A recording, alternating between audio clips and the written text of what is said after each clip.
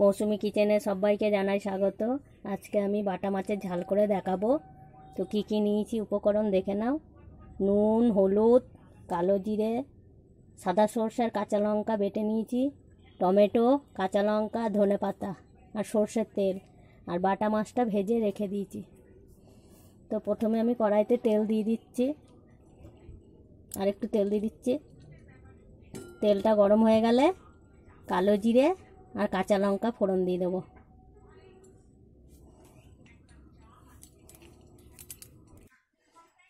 তেলটা গরম হয়ে গেছে, কালো জিরে দিয়ে দিচ্ছি,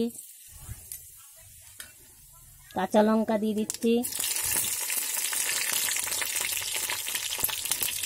টমেটোটা দিয়ে দিচ্ছি,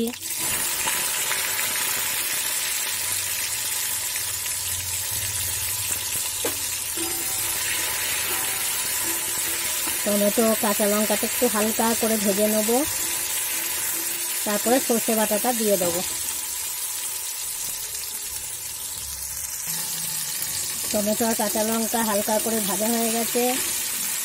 এবার আমি সর্ষে আর সাদা সর্ষে আর কাঁচা লঙ্কা বাটাটা দিয়ে দিচ্ছি।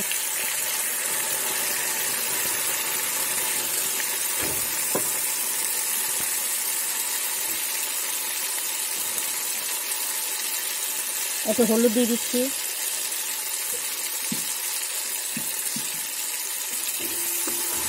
সর্ষেটা একটু বাটি ধুয়ে জল দিয়ে দিচ্ছি।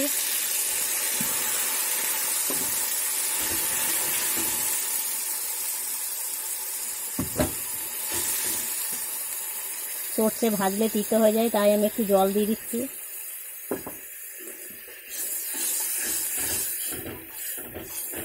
সর্ষের জলটা থেকে যখন তেল বেরোবে তখন আমি মাছটা দিয়ে দেবো, দিয়ে জল দিয়ে দেবো।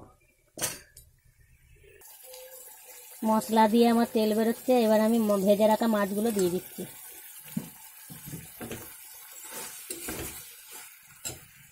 এবার আমি জল দিয়ে দিচ্ছি।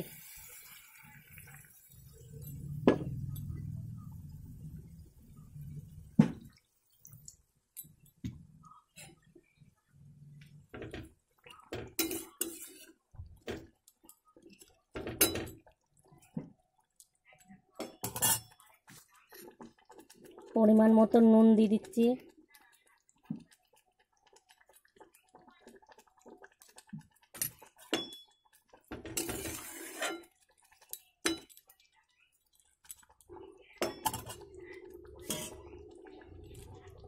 মাছের ঝালটা আমার ফুটে গেলে আমি নামিয়ে দেবো ধনেপাতা দিয়ে।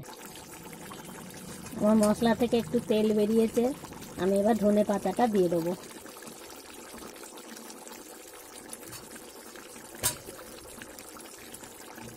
ধনেপাতাটা একটু ফুটিয়ে নেবো, নিয়ে তারপরে নামিয়ে দেবো।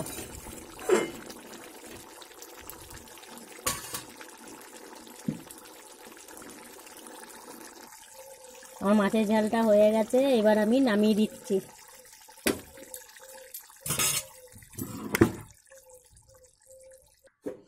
মাছের ঝালটা আমি নামিয়ে নিয়েছি।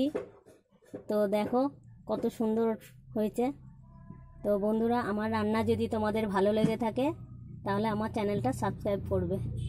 ধন্যবাদ।